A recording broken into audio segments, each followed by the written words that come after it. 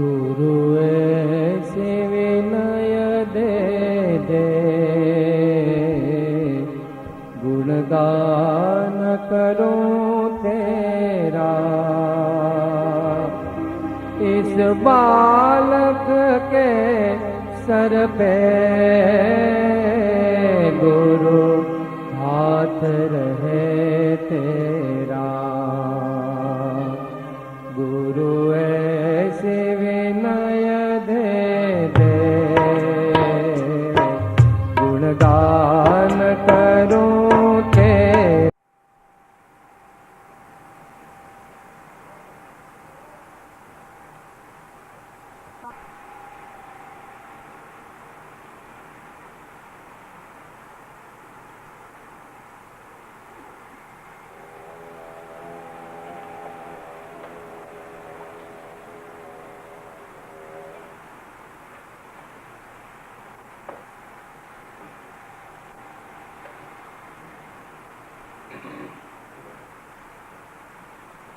You may recite this, follow me in the Namaskar mantra.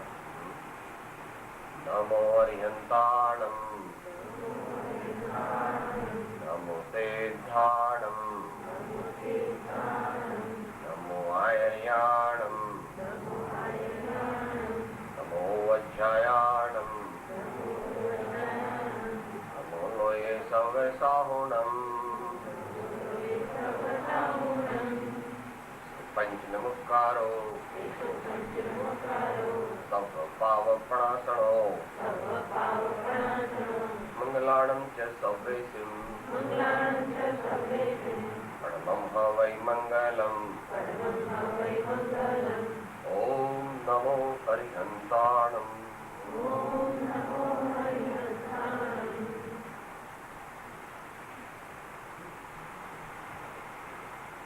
Dear young friends,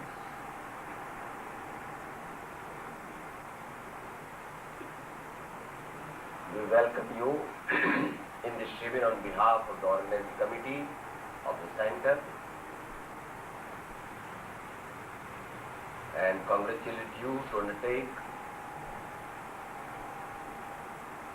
talks with us which are likely to take your life on an upward scale.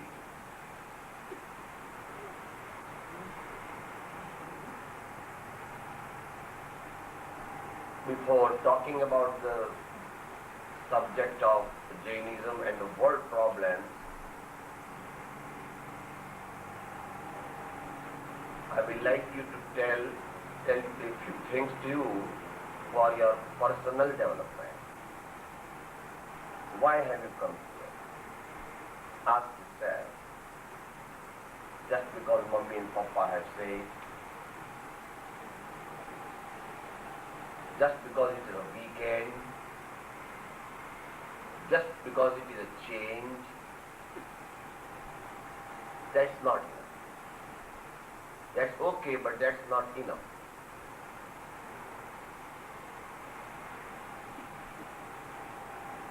We have come here to make our life happy, healthy and hearty. We want to learn good things, put them in our day-to-day routine and make our life happy, healthy and hearty, altogether meaning great. Happy means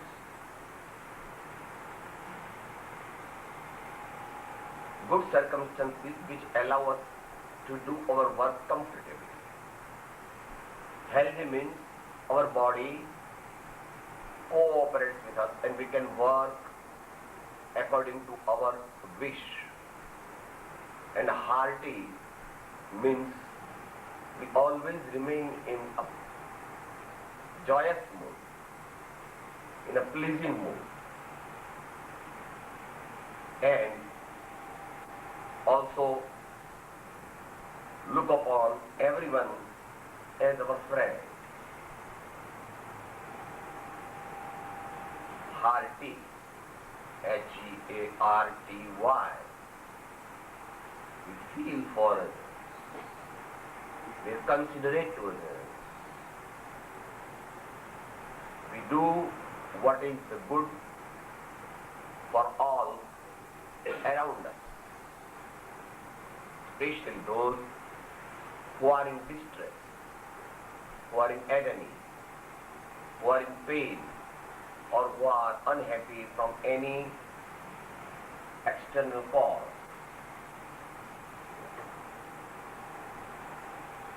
All of you will like to be happy, healthy and hearty, but you have to pay price for it. Nobody can be great or nobody can be happy, healthy and hearty unless he puts appropriate efforts to attain that. That's why only few people in the world are like that. Others are just dragging their life. What do you call it in Gujarati? સાહેબ ઢસરડો કરીએ છીએ. સાહેબ ઢસરડો કરીએ છીએ. So what are the criteria to make our life great?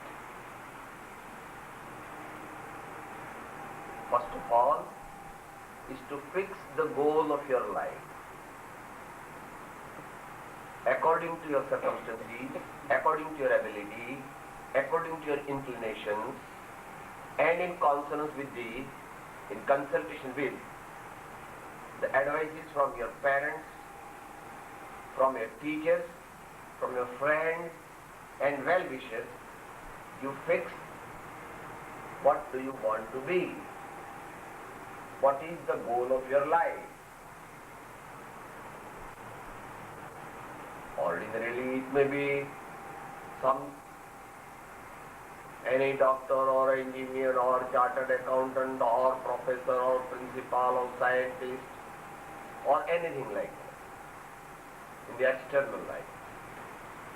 But one thing should be constant. Whatever may be your line, you should be virtuous. Man is recognized not by only his external achievements, but by his inner attitude towards everyone. So you have to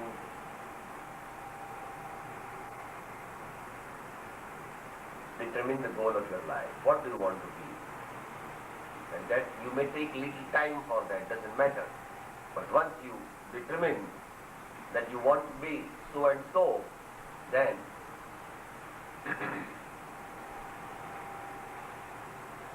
the determination should be formed. The second thing, can't go and change it. For a few months you study for this, then say, no, I don't like this line.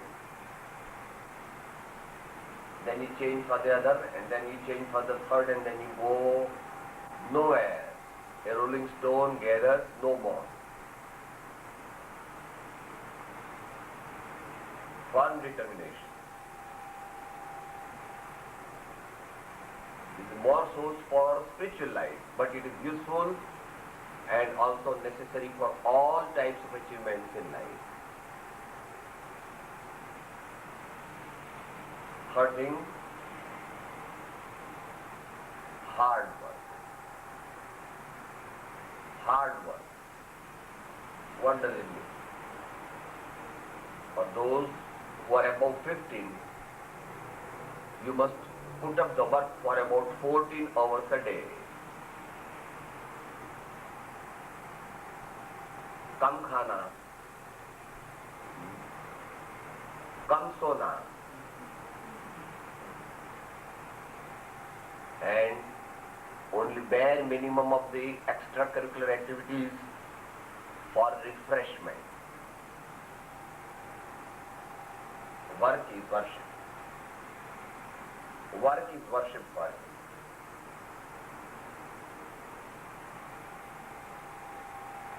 He is with his work when all his friends and companions are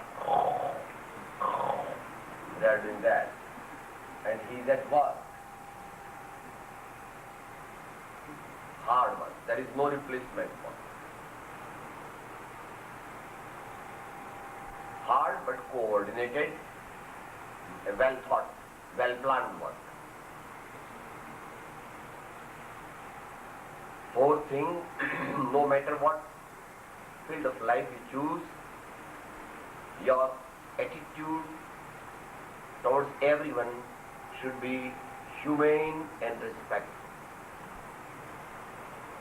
Our attitude towards everyone, starting from parents, brothers, sisters, teachers, friends, other associates. Our attitude should be नमे ते प्रभुने गमे. नमे ते प्रभुने पण गमे. कहेवत. Humility and humane attitude, caring for others, respecting others is a great addition for success in life, in whatever field it may be.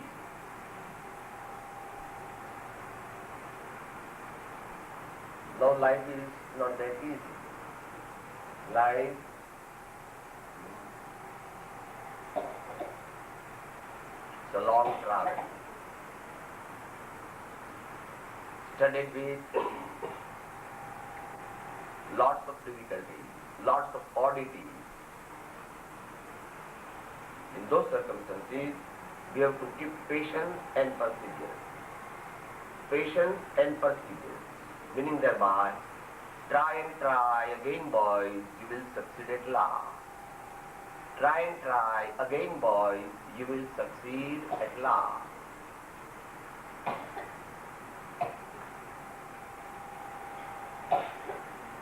Failure doesn't matter. I will improve and try again. So patience and perseverance are also basic to a successful life.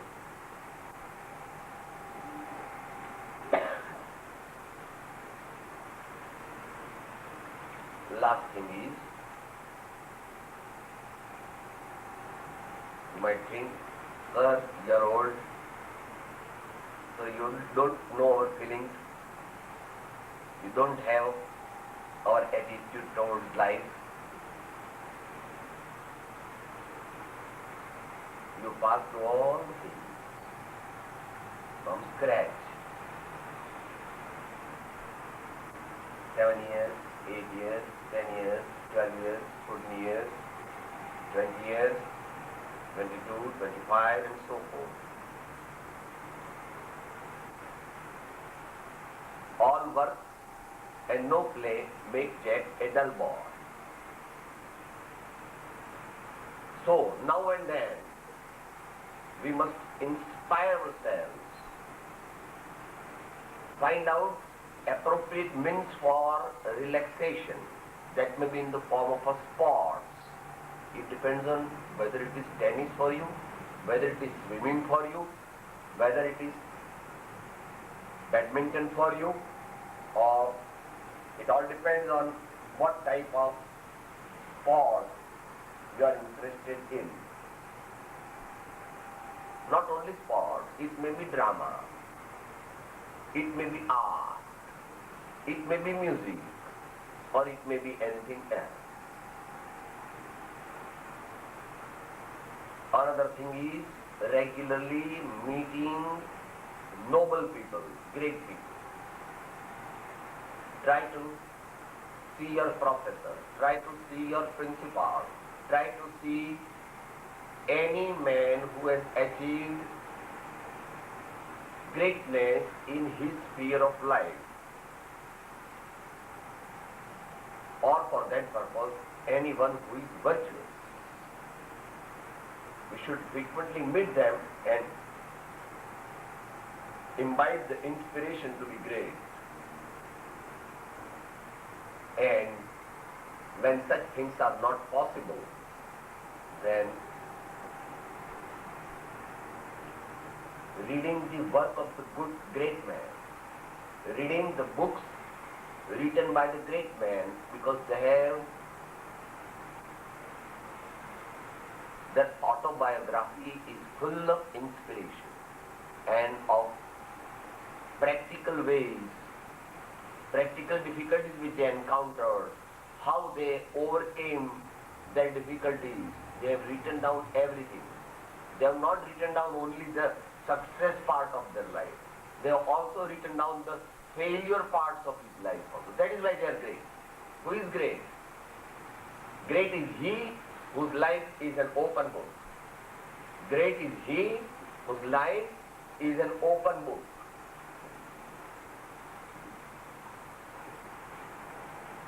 પોતાના દોષોને કબૂલ કરવા અને તે સુધારવા. To accept one's fault and to rectify them through repentance. So these are some of the few points which if you keep in your mind and act upon them, success is sure. That much as an introduction for development of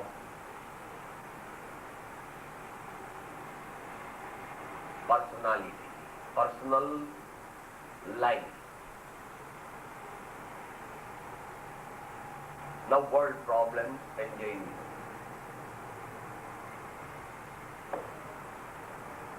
Well, Mahendra Bhai and Krish Bhai and all of the senior people have been telling you and teaching you a lot about Jainism.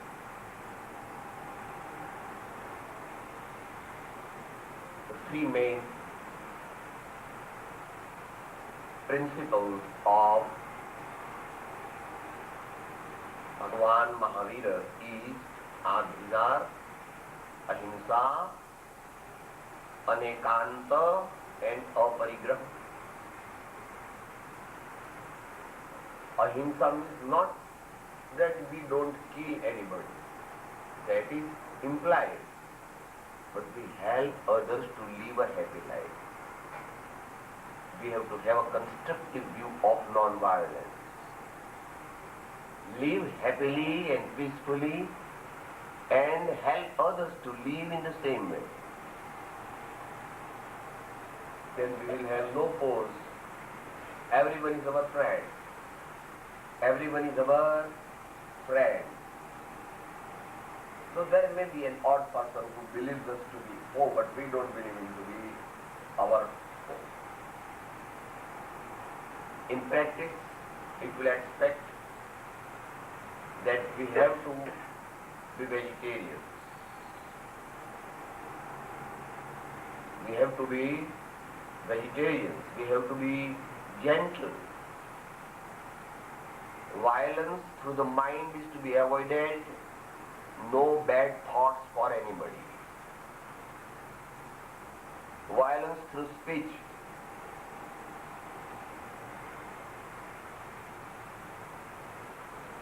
धीरे से बोलो, प्रेम से बोलो, आदर देकर बोलो, जरूरत होने पर बोलो. Can repeat. Speak slowly. Repeat. Speak slowly. Speak with affection. Speak with affection. Respect others and speak. Respect others and speak. And speak as and when it is needed. Speak as and when, and speak as and when it is needed. That is vocal non-violence. Vocal non-violence. And then bodily non-violence.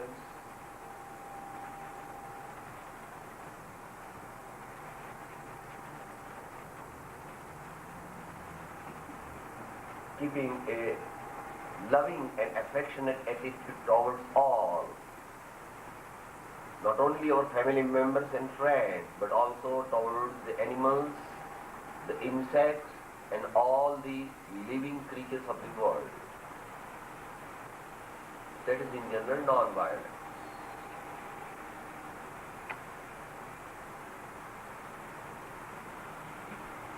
Anekan is non-dogmatism. Non-dogmatism. Be broad-minded and accept and respect the views of others also. A broad vision in life so as to respect the views of others also in our life. There is many offshoots from that. And aparigraha is little bit difficult, but greatness cannot come without that. Plain living, high thinking, relatively inexpensive life,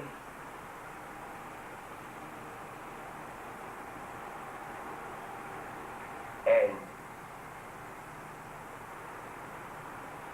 collection of various virtues, collection of various virtues in our life.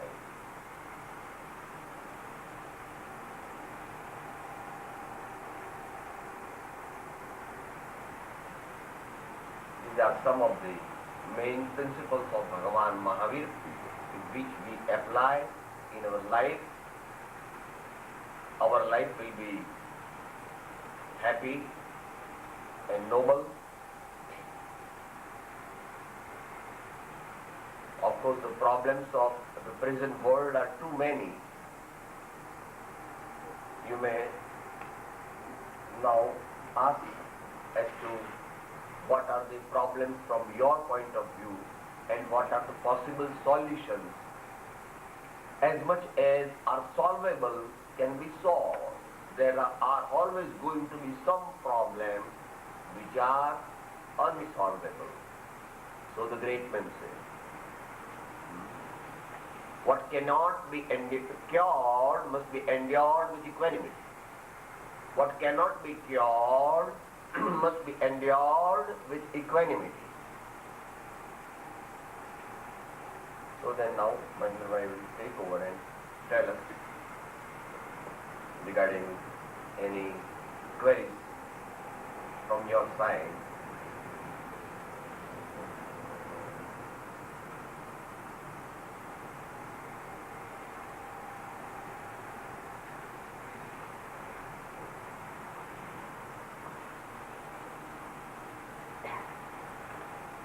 Pujyashree Atmananji gave you a brief overview of personal development and world problems.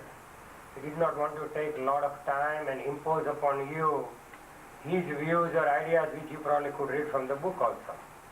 He just wanted to give you some basics and then invite you, your ideas, questions, problems, suggestions or any other concepts. By the way, just if I may take a couple of your more minutes, Pujya Atmananji, let me just introduce you quickly. He was born in 1931 in India. He studied medicine and did his equivalent to MD in India.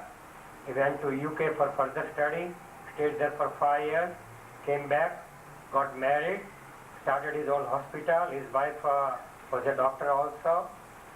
And from early childhood he was very inclined to some religious ideas. He was not born in a Jain family, but probably is much more Jain than any one of us in this audience, as you could probably see from his learnedness and as his heart is set on God, religion and his own soul. He studied many concepts and religious ideas of India, what we call darshan, means religious schools of thought. He tried to unify them. He started some kind of a study circle. He started publishing a magazine, monthly magazine. In 1975 he started all this. In 1981 he moved out that place between just not too far from Ahmedabad, about a dozen or so miles from Ahmedabad, and that is where there is a facility for meditation. You can go do some religious and spiritual studies.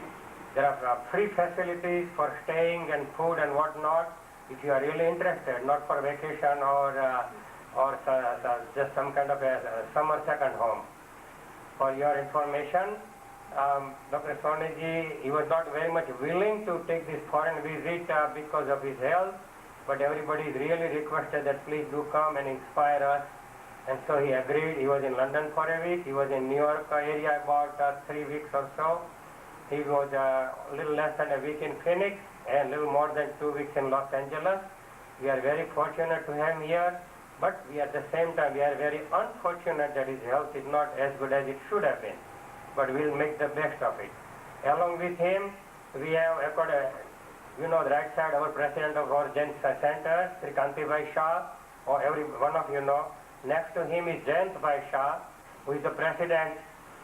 Jain Shah is the president of that religious study or ashram near Ahmedabad, known as a Koba ashram. Koba is a small township.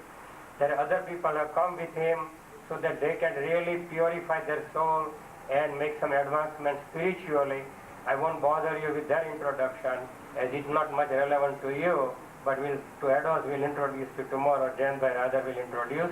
With this short one, let me invite some questions. We'll try to answer, time and health permitting. Otherwise, our respected Girish Bhai, our respected Praveen Bhai, or somebody else might try also. Do we have some paper that they can write on, or you can stand up and say so?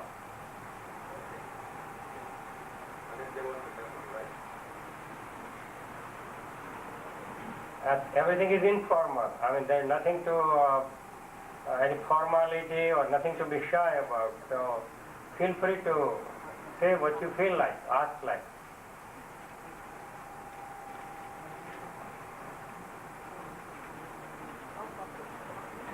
This is a special forum that our President Kanti Bhai and organizer Girish Bhai and Praveen Bhai and everybody set it up for you. The children may have some question, something they might want to compare with science and religion and everyday life and whatnot, so feel free to ask questions. As Pujya Atmanandi said, Jainism may not be able to solve all the problems, but it can certainly help and it can go a long way. If at all you guys feel more comfortable in using the paper, I'll be more than glad to come over and see the paper. And if you guys want to stand up, if you guys would like to stand up and pose your question, obviously, you're more than welcome, but if you wish to use the paper, we have it here. So कोई ना mic जो है तो I'll even bring the mic over there. कोई ना paper जो है sir? Okay.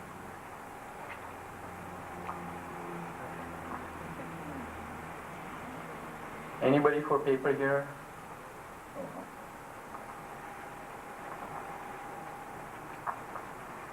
I see you have a question.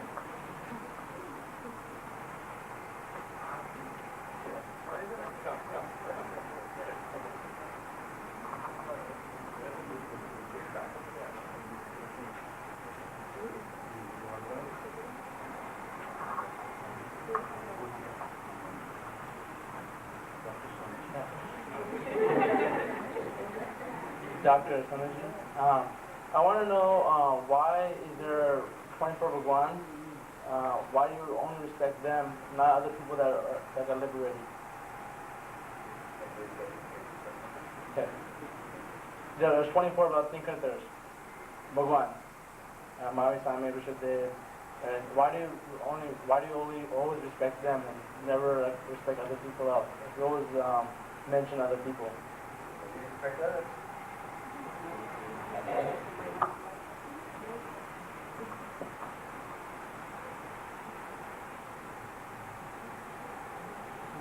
True Jain religion is not the worshipper of an individual. It is the worshipper of the virtues. Any person who has got virtues is respectable. Jain dharma accepts that Rama Bhagavan had become Siddha. Sita Mata has gone to 12th heaven. Other great men also have achieved great success. All the saints, all the true saints we respect.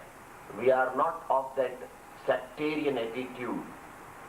I mentioned perhaps that our vision should be broad. Our vision should include all the great men in the world. Mahavira is just our medium to go to all the great men. So, we pray also, जिसने राग द्वेष कामादिक जीते सब जग जान लिया, सब जीवों को मोक्ष मार्ग का निस्पृह हो उपदेश दिया।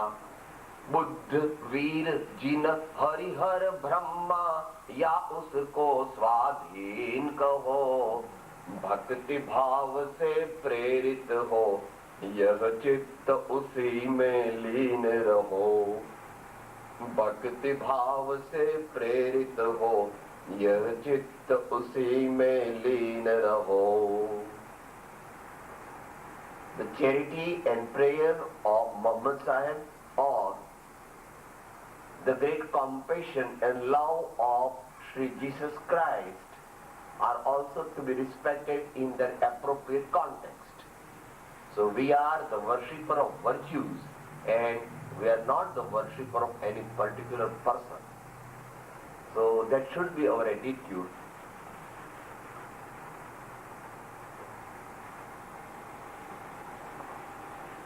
I think Pujya Atmananji pretty much covered your question.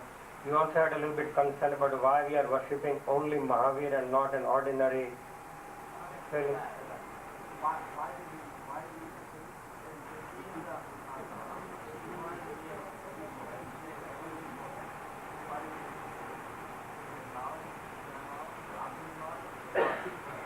Why are we worshipping Mahavir?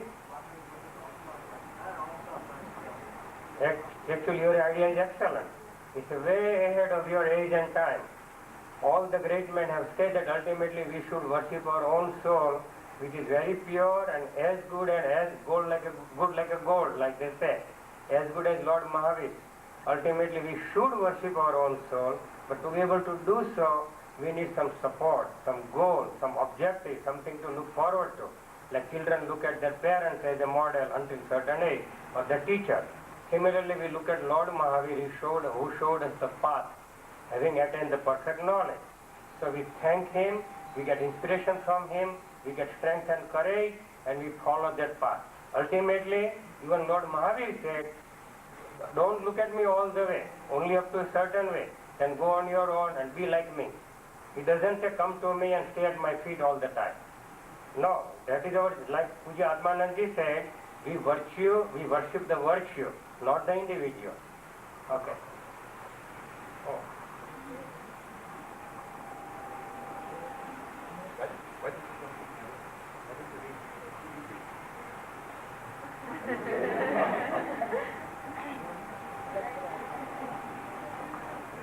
There is a lot of incarnation between Jainism, Buddhism and Hinduism. But what is the key destination that separates Jainism from the other two?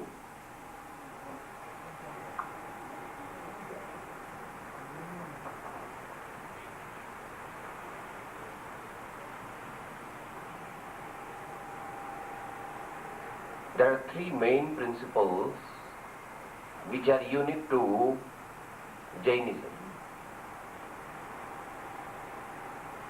First is karma siddhant. Whatever we do through mind, speech or body results in influx of the karmas which get bound to our soul, and in due course they fructify and give us the fruit thereof, whether it is misery or happiness. So regarding karma siddhant, nobody has said like this as Mahavir has said. They understand little Gujarati.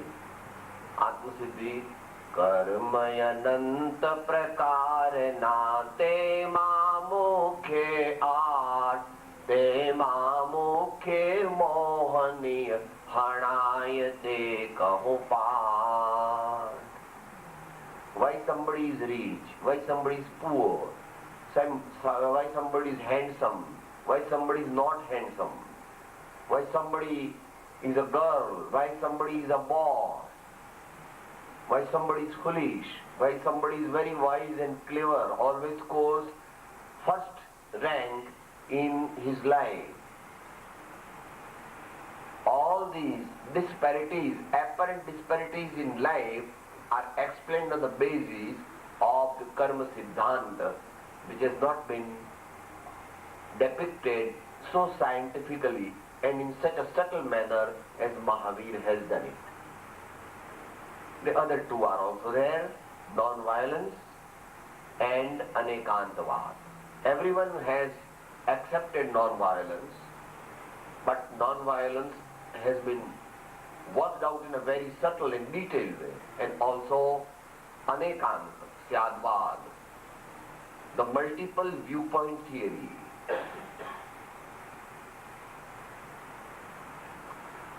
This is the book, this is the book, this is the book, this is the book, this is the book, and this is also. Every substance has multiple facets, and a knowledge of all the facets taken together gives us the true picture or the entire knowledge of the particular object. That way it is known as syadvad. So these are the three main principles which are special to Jainism, though the last two are also accepted to a considerable extent by Hinduism and Buddhism. In reality, we can say that all the three are Arya dharmas. All the three are Arya dharmas, the Hinduism, the Buddhism and the Jainism. All the three have been propagated by persons who have been born and brought up in India. Buddha was also Indian. Mahavira or Rishabhadeva, of course they are not established, but the pioneers of Jainism were also born in India, and the great Rishi Muni like Yagnavalkya or Krishna Bhagavan or others were also born in India, in Rama or Shankara and so forth. So all the three are the branches of Aryan religions. They have grown together, they are growing together, and they will always remain there together. So these are some of the main things in which Jainism has special thing to say.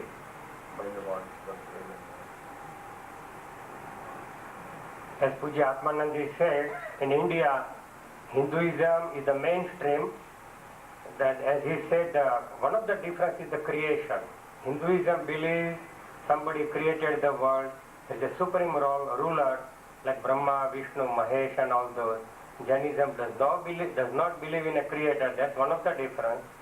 Jainism and Buddhism come quite close, although there is quite a bit difference. Buddhism says the soul dies, it gets born and dies and all that kind of some differences. Jainism says soul is eternal. It just takes different form. When it becomes pure, it becomes God like Mahavir Swami or Rishabhdev. But basically, like Pujya Atmananji said, those religions are fundamental to our Indian culture, and they are quite similar in many ways, especially in everyday living. But the differences are only for the people who are learned and who want to get to the deep of the religion. How did the whole thing started kind of thing. So that is where the differences lie. Especially karma theory, as Dr. Sonaji said, that in karma theory also there is some difference. In Jainism, like non-violence is probably expounded by all religions of the world. There is not a single religion in the world who says let's go violence or violence is the rule or religion. No. But Jainism is the only religion in the world who goes to the so deep, to the so much microscopic extent. Like in Pratikraman we say 18,24,120 means 1.8 million kinds of ways we could hurt other living beings, and we ask for the forgiveness.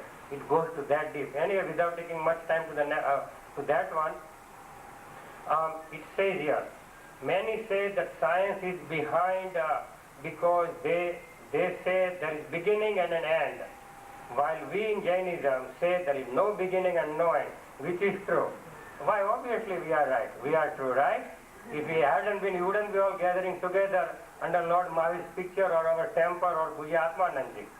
But basically, science is the one that accepts something only when it is proven. If you cannot prove it, science says throw out. That's one characteristic of science. Second characteristic of science is you have to have a theory, an experiment, a proof, and then third thing in science is what is true today, tomorrow may not be true. 1,000 years ago they said the earth was flat, now it says it's round. 1,000 years ago they said there was no life in vegetation, now they say it does. See, it keeps on changing. As science discovers new truth, new reality, new laws of physics, it will just establish new theories. The theory today, firmly established, will be thrown out in the sewer tomorrow, if it is proven wrong. While not so in religion. In religion, whatever Lord Rishabhdev said is still true at time of Lord Shantinath or Mallinath or Neminath or Parshanath Bhagan or Mahavir Swami. Mahavir Swami did not start Jainism. Mahavir Swami did not say anything new.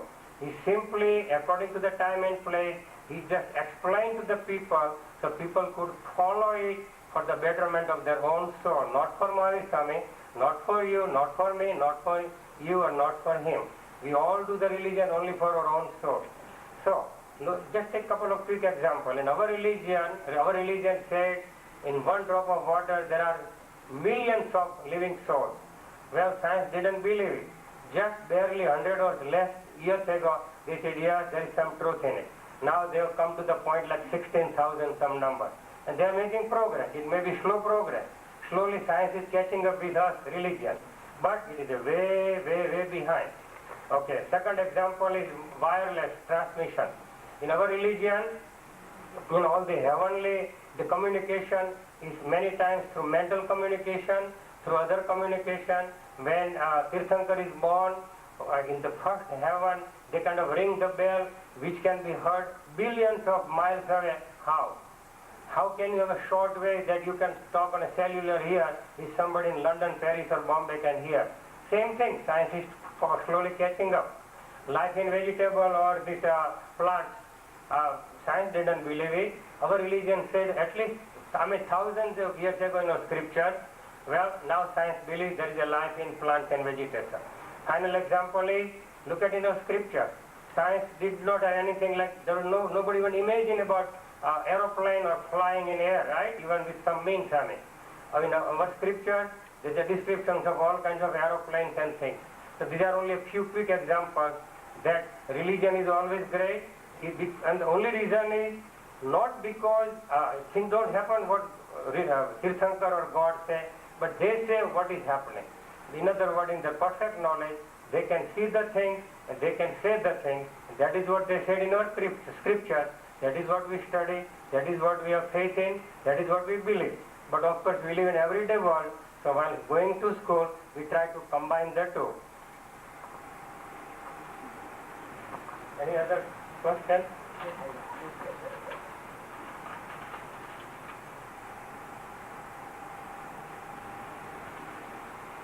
Pujya Atmananji, you just mentioned the Jainism as Mahavir's teaching only have proven the karmic theory on non-scientific basis. Would you kindly elaborate on it further? Also, I heard that you have experienced Atma Gyan. Would you explain and share your experience and feelings with us, please? The second part, I would like to request you also, myself. Would you like to say the first, second, or any of that? He said, why don't you say a few words on the first one, the karmic theory. Karmic theory, again, as I said, in religion is not a science. You just cannot prove what science does. You take the thing as a hypothesis or a theory, take it to the laboratory, have some experiment, and based on results you try to correct or modify and have the theory and bang, done. Not quite so in religion. The reason is simple. Science is groping in the dark, slowly making progress, solid, secure progress. But religion does not grope in the dark. It looks at the whole picture, because omniscient Lord, in the perfect knowledge with a pure soul, they did and they can see the truth, whole truth and nothing but the truth. They can see everything. They can see past, present and future. They can see here, there and everywhere. They can see living and non-living. They can see everything in the three worlds. The world above us, the world we live in, and the world below us, also known as heaven, hell and our own world. So that is why religion is that way different. Now coming to the karmic theory, sometimes we can see the things because, you see, our knowledge is a very minute compared to the perfect and complete knowledge of our Lord or Mahavir Swami or anybody at that category, I mean. So only we can conjecture based on our limited knowledge and limited capacity. And let's take an example on karmic theory. How can science explain that some people are born with a perfect body and good look and all, and some people are not? Some people are born with a silver spoon in their mouth, and some people have a hard time trying to collect the food for the next day. Some people in the Middle East, billionaires, can't even sign their own name, and some people here with a couple of PhDs don't know how to buy a sofa or what to do next month, or how to pay the rent for next month. How can you explain this disparity? Why some people die at the age of 5 years or in the womb of the mother, and why some people live 110 years? Why some people get disease and some people don't? Why some people get cured for the same disease and same medicine and some don't? So these disparities are explained by the theory of karma, that whatever we do is registered in a way, and like Pujyashree explained today and yesterday, karma is like a supercomputer and there is no virus in it. This computer works forever. It does not degrade with time, it works perfect forever, and it takes care of everything. Whatever you think, whatever you do, and it is registered there, and you get the results accordingly. And all the disparity you see in the world can be very comfortably explained by the theory of karma. And that is why Jainism is great in the sense, like Pujyashree explained, that Jainism has one of the finest and best karma theory, that it can explain most of the things what we see and live through, if not all of it. While other religions, and especially some Indian religions, cannot explain everything. And he probably will try to throw some light on his self-realization.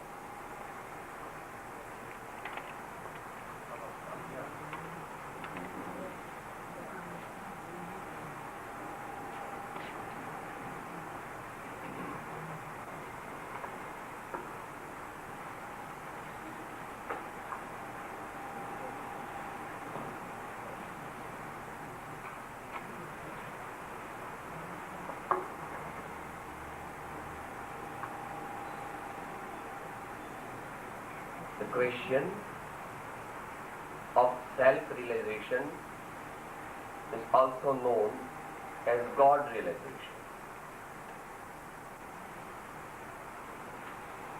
There are so many words for it. Atma Darshan, Paramatma Darshan, Samyak Darshan, Atma Anubhav, Paramatma Sakshatkar, Atma Sakshatkar, and so forth. Of course, I don't know how much you'll be able to appreciate what I will say in a few minutes. Why we want to attain to self-realization? We want to attain to self-realization because in the whole universe it is only the self which can make us happy. Without our true self, nobody can make us truly happy. The virtue of happiness, the virtue of bliss is inherited in our own true self. And if we realize it, if we experience it, if we conceive it first intellectually and then we have to undertake the process of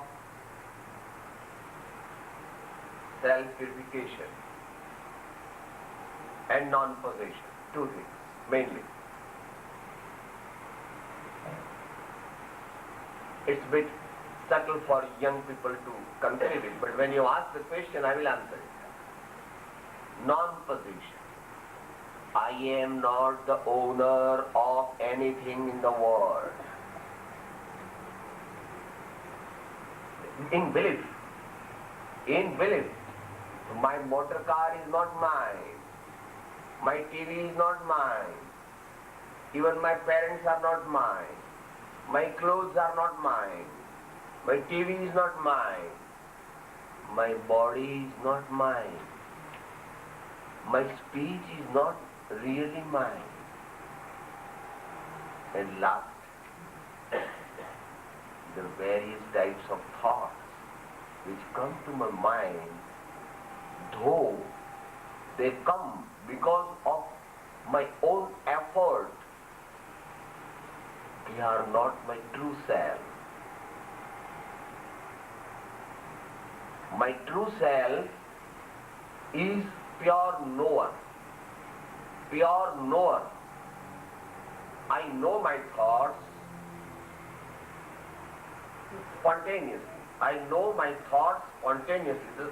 The spontaneous knower, the real knower is myself. That attitude has to be developed in one's life to become Nirmohi. Nirmohi. मोह जितना है, as much as there is moh, you are away from moksha. And as you proceed near moksha, moha subdues. Moha thins out.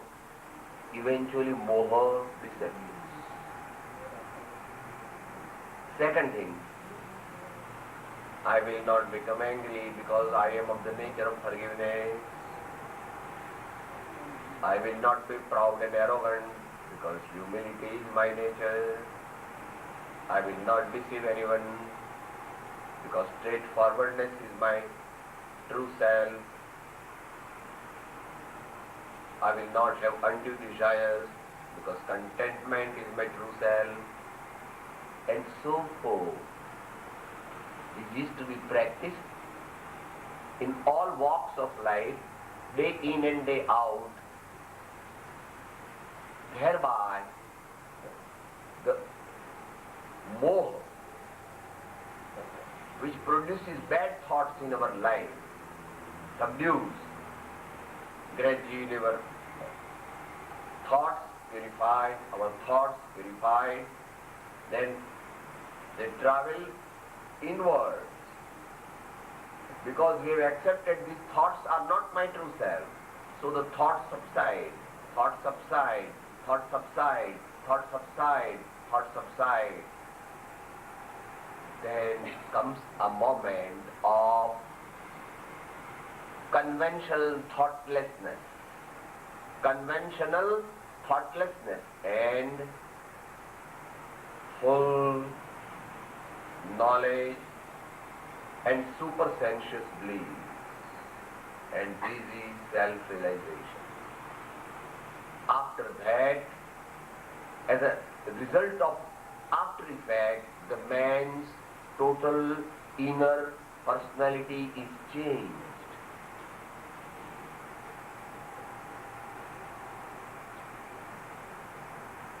Suppose your sister is married.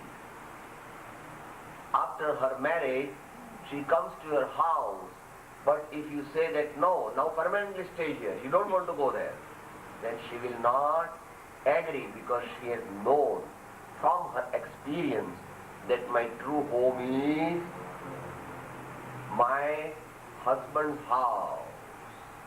Like that, a person who has realized his soul looks upon this world as a dream. This all is a drama. It is not true from absolute point of view. That state is continuously kept at conscious level or at the faith level in a person who has realized himself. Of course, then there are lots of virtues in him, benevolent, peaceful, respects others, respects virtues, he doesn't undertake sinful activities as far as possible, and then there are many other things associated with it. And self-realization is also not one thing. You have to go above that, and above that, and above that, till you attain the state of omniscience. But I think these are a few points. If you want to cross-question or have a particular thing to ask, you can ask one.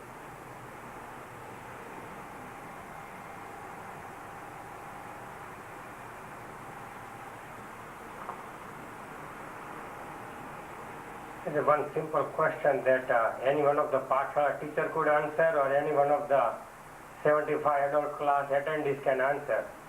I asked a couple of them that why don't you answer? They said, no, you go. I said, why? They said, you've got a big mouth. You can probably answer it and talk too much. And second reason, they said, if the kids don't like it, if they throw stones and sticks, you can take it. So anyway, they just pushed me forward. It says, can you please explain that how alcohol is not vegetarian? And considering all the time and couple other questions, will simply say that alcohol is made by brewing, fermentation, and which involves millions of bacteria. So this is the simple reason. Another reason is it's the same reason that why in Jainism it is forbidden to gambling is forbidden. Why? Because it distorts our mind and thinking and our perception. Alcohol does the same thing. So these are a couple of quick reasons, but main reason is millions of bacteria during fermentation. Okay, I think we'll have a couple more questions. It's already 3:35. I don't know what's the program or Kantibhai? We are going to have a tea break, and then we have continue more question and answer session after the tea break. So maybe we can have either one question, we continue the session, have a tea break, and during the tea break we have arranged tea, and we have got some fruits for the children. So you can enjoy fruits and tea for children, and the tea for the adults. Yes, question here. Do you want to ask question? You mean other than written question? Yeah. How about yogurt is permitted? Even in permitted, you make the same way with fermentation or yoga or whatever.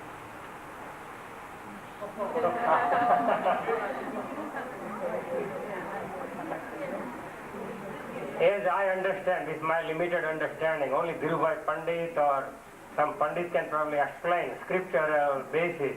As I understand with my alpamati or limited knowledge, that the fermentation or that process in yogurt in the beginning is not as detrimental or involving bacteria as in alcohol. That's why yogurt up to a certain time is okay. After a certain time it is forbidden unless you warm it up, like boiling water kind of thing. You don't boil the yogurt, but I mean warm it up. That is my understanding, but we'll ask Dhirubhai unless થોડુંક શાસ્ત્રીય થોડું છે સૂત્ર સિદ્ધાંતનો only advance stage એટલે સાહેબજીનું કહેવાનું એમ છે કે અમુક સ્ટેજ સુધી વાંધો નથી તો આપણે ધીરુભાઈને પૂછીને એને વધારે ખુલાસો મેળવી. મારી સમજણ છે અલ્પમતી પ્રમાણે કે દહીંની અંદર એની જે પ્રોસેસ છે શરૂઆતના સમયની અંદર એની અંદર એટલી બધી જીવ હિંસા કે એવું નથી, અમુક સમય પછી છે અને એટલા જ માટે અમુક સમય પછી દહીં કાં તો વાપરવાનું ને ત્યારે ગરમ કરવાનું એને. You want to say your own question other than the written one? So we got two questions. Is that?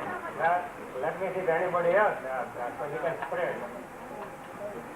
Okay, but let's see a written question here. Okay. Dr. Soneji, at the YJ convention, we discussed business. We were given the task of putting on a business conference. There were many problems, one of which was what a Jain would serve at this conference. one could serve only vegetarian food applying the concept of ahimsa, or one could serve both vegetarian and non-vegetarian applying anekantvad. Which is right and proper according to Jainism? What she is saying is, anekantvad means multiplicity of viewpoint. You can have violence in one hand and non-violence in other. That is not anekantvad, but maybe you can. No. I don't think this question was much of a. Does not arise really. I mean, no. Doesn't matter who asked. So no reflection on you, her, or anybody. It's a very good question. That question can be raised in anybody's mind. We adults don't ask because we are shy, afraid, or somebody might think, you don't know even such simple thing. And you kids are so innocent that you do ask questions, so we admire you. But anyway, in Jainism, there is no but and if as far as the violence is concerned. So there is no question. Anekantvad does not mean that you do both. You lie and you tell the truth. You steal and don't steal. No, that is not anekantvad. Anekantvad means you just look at the truth from both sides or every side or many sides, multiplicity of viewpoint. You listen to the other person. You agree to disagree. See, agree to disagree. Even after a multiplicity of viewpoint, you still may disagree with the person, but politely, lovingly, and respectfully.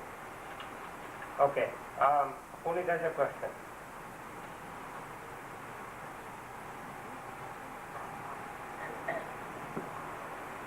In this young age, we come across many obstacles such as career, friends, relatives, and also certain inner obstacles of mind which prevent us from going into religion in a deeper way. How do we solve this particular problem? Is there any way we could strike a balance between the two? Also, do young people have any other advantages of practicing religion as compared to elders?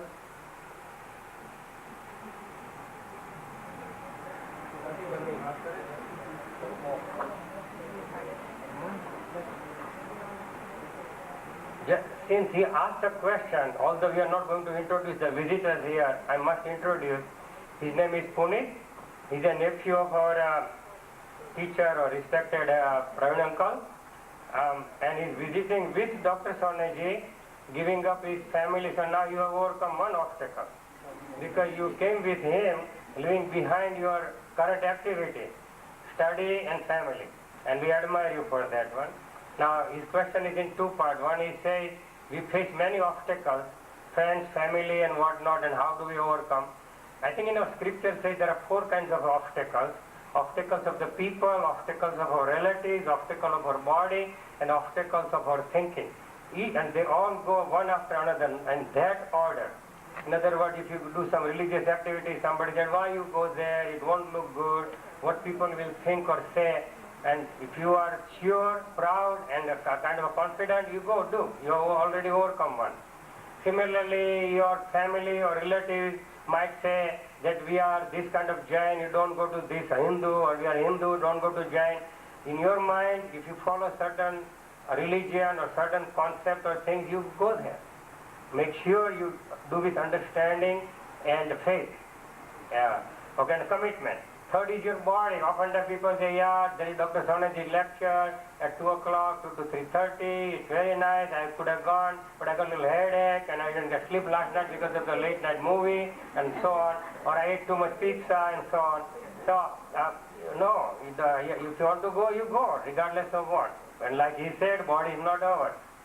And the fourth, which is the most difficult, and not even the learned people can overcome, and something to think about is our own thoughts. Even if you are all sitting here, including myself, and you may think that Mahendra is listening to Dr. Sonaji, I may be visiting my home, or thinking about car problem, or something else. See, we are all, our mind is like a monkey. Worse than a monkey, I mean. A drunk monkey.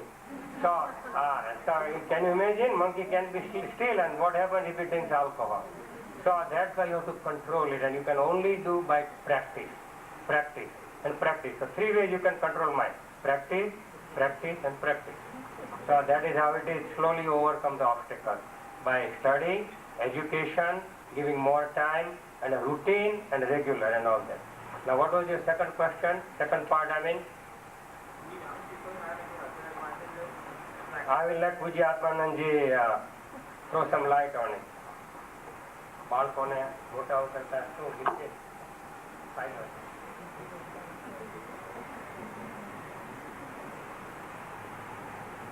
the days of our youth are the days of our glory.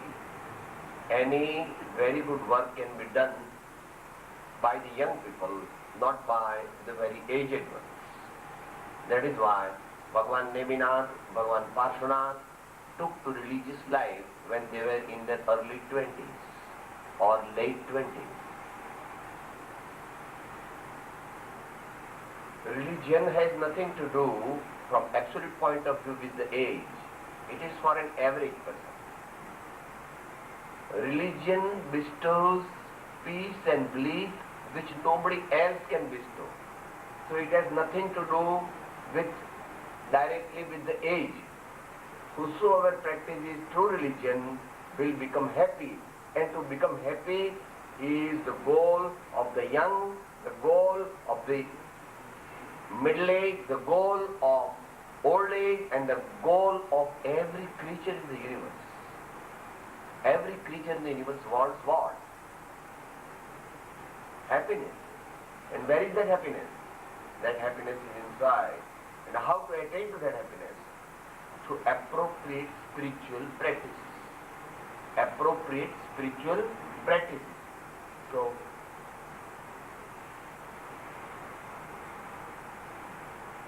serviceability, seva bhav, satsang, association with the noble and the holy ones, regular reading of the scriptures methodically, becoming more and more virtuous in life, devoting more and more time for prayers and meditation, and eventually that leads us to the highest spiritual experience of self-realization. So, age is not directly related with religion. Religion, when Gachsukumar attained to Keval Jnana, he was 10. When Sukoshal Muni attained to Keval Jnana, he was also 9 or 10. And when Neminath took to Girnar, he was 22. So, it is not necessary that age is directly related to spirituality. But people don't know the benefits of true spiritual life. That's why they think that when we will become old, we will do religion, but in old age, all things will be like old age. You know, old age means everything. So like religion also means